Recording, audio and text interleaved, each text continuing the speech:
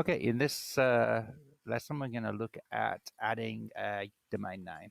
So this is adding a domain name so that we're not using the SS 321321.myshopify.com, but we're using something of our own. For example, this is about Haitian crafts. So let's say I wanted to use haitiancrafts.org or .com or whatever, then I would want to do it through add a domain name. You can get to it through the online store here, or in this case, they're showing it me on my dashboard because they know it's the one thing I've still got to do.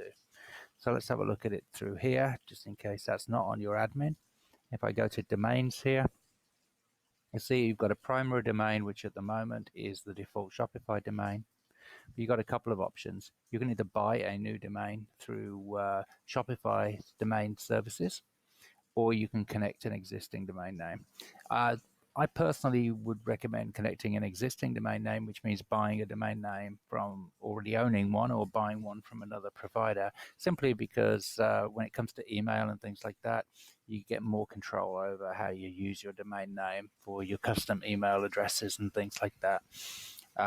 So I personally tend to buy my domain names through GoDaddy, but there are plenty of other providers out there. So basically all you have to do is type in your domain name. Let's do haitiancrafts.org in here, and it should know that my provider is GoDaddy, and it does know that. And it says that if I just click this create automatically and then log into my GoDaddy account, it's going to do it all for me. It's going to do my DNS settings that will basically create that link so that when I type into a browser, haitiancrafts.org, it's going to take me over to this website.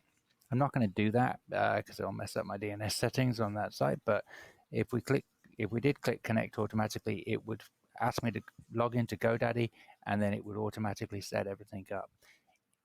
Depending on your provider, if you're not using GoDaddy or one of the bigger ones, then it may not be able to do this automatically, in which case it will tell you how to do it. It will give you a link to instructions on how to change your DNS settings. And if you have any trouble with that, you just contact whoever you purchased your domain name through. Okay, once this is done, if we go back to domains, you're going to see, as well as the primary domain, you're going to see the other domain come up here, which is going to be haitiancrafts.org, and then we're going to be able to switch it to the primary domain name. The other thing is that Shopify will provide you with a free SSL certificate, and that happens automatically. It may take 24 hours, but it happens automatically. Okay, so that's domain names.